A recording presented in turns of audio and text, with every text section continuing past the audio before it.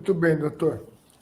Aproveitar e falar de revisão, doutor, nós temos aí prevista uma revisão, uma votação no STF no dia 20 de abril, na Sim. revisão do FGTS, que tem muita gente esperando, porque tem gente que está Sim. sonhando que vai pegar R$500 milhões, 400, 500, mas que são processos grandes realmente que podem acontecer aí, né? Sim, sim. Tem um monte de colega causídico aí que está crescendo os olhos nesses processos aí. Uhum. Eu vou te contar uma coisa. Eu, pessoalmente, não acredito na total procedência desse pedido, que vai ser integralmente deferido, porque nós estamos falando aí de 82% de revisão, de aumento, em todos os depósitos de fundo de garantia, todos, mesmo aqueles que já foram levantados. E não são os últimos 5 anos, Caco. A prescrição do fundo de garantia é trintenária, é de 30 anos.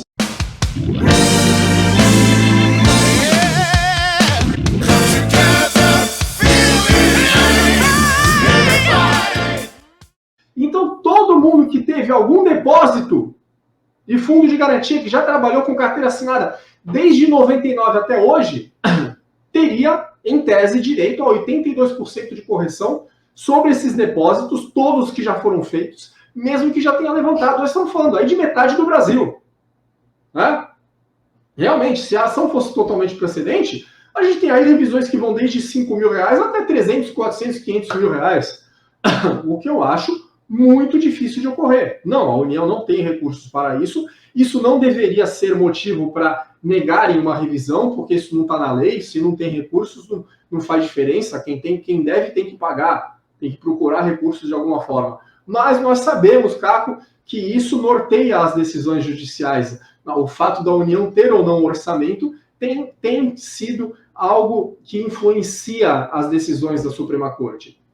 Eu acredito que isso vai terminar ou com um acordo geral, como foi aquele caso das ações da poupança, né, com a participação de entidades sindicais, da Caixa Econômica Federal, do Ministério Público Federal, da Procuradoria Federal Especializada a ser homologado pela Suprema Corte, ou pode ocorrer o deferimento parcial da revisão. A Suprema Corte vai dizer, não, só tem direito a X de correção. Isso pode acontecer também. A Suprema Corte pode modular os efeitos para determinar a prescrição a partir de tal data. Ok? Ou pode simplesmente julgar improcedente. Isso tudo pode ocorrer. O que eu não acredito que vai ocorrer é uma procedência total. Olha, pessoal, mais uma coisa. O julgamento está marcado para dia 20 de abril, né, Caco?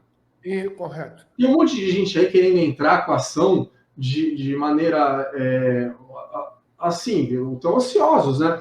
De uma maneira inusitada. Mais uma vez, trocando os pés pelas mãos, entrar com a ação de qualquer jeito, com medo que não tenha direito. Pessoal, isso não é verdade. Eu já ouvi colegas falarem, inclusive, o que está errado, de que pode ser que a STF module os efeitos para que só tenham direito aqueles que entraram com a ação. Mentira, isso é impossível, isso nunca aconteceu. Nunca aconteceu na história do STF aplicar modulação de efeitos só para quem entrou com a ação. Isso é um absurdo. Modulação de efeitos é outra coisa. Modulação de efeitos é uma medida que a Suprema Corte aplica para reduzir o impacto de uma decisão no erário, nos cofres públicos. Então, eles podem aplicar os efeitos da decisão a partir do julgamento, ou a partir da publicação, ou a partir de tal data, como foi o julgamento, por exemplo, da incidência de PIS, COFINS sobre ICMS. Disseram que era inconstitucional, mas isso ia impactar muito os cofres estaduais, então decidiram que a decisão só valia a partir de tal data. Então, a partir de tal data para frente, a decisão estaria valendo, mas não para trás. Não existe modulação de efeitos, ao contrário. Só tem direito quem entrou com a ação. Imaginem o absurdo disso. Seria a mesma coisa que o STF dar um tapa na cara de todo mundo e falar, olha, perdeu o Playboy. Devia ter entrado com a ação. Não entrou, se deu mal. Imagina se eles vão... Agora o Barroso, você me lembrou o Barroso. Perdeu o Mané. Perdeu, Mané. Eu não vou fazer isso. Mesma coisa que falar, tem direito, mas devia ter entrado com a ação. Se eles falarem isso, Caco, eles têm a mesma coisa que dizer, olha, próxima tese que alguém inventar, entra com a ação. Entra com a ação, senão você corre risco de perder tudo. Imagina, qualquer tese nova que criarem, milhões de ações novas na justiça, e nós sabemos que não é isso que a justiça quer. Estamos numa época em que todos os juízes falam, aliás, com toda a razão, em desjudicialização, em evitar a judicialização de todas as questões, porque o judiciário já está abarrotado, sobrecarregado. Nós temos 100 milhões de processos em andamento no Poder Judiciário brasileiro. O Brasil tem 200 milhões de habitantes. É como se metade do Brasil colocou a outra metade no pau.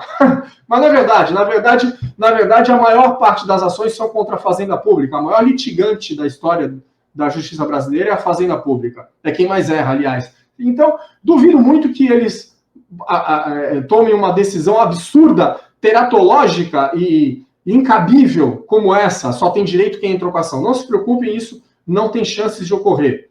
Tem chances deles julgarem improcedente, julgar procedente em parte, julgar procedente a partir de tal data, ou ocorrer um acordo, como eu falei. O certo, Caco, seria o Congresso fixar uma alíquota correta de correção dos fundos, dos depósitos de fundo de garantia, uma alíquota adequada de atualização dos depósitos, já que a TR, que é o índice que foi utilizado até hoje, foi declarado inconstitucional. Então, se a DTR é inconstitucional, o certo era o Congresso decidir qual a alíquota correta.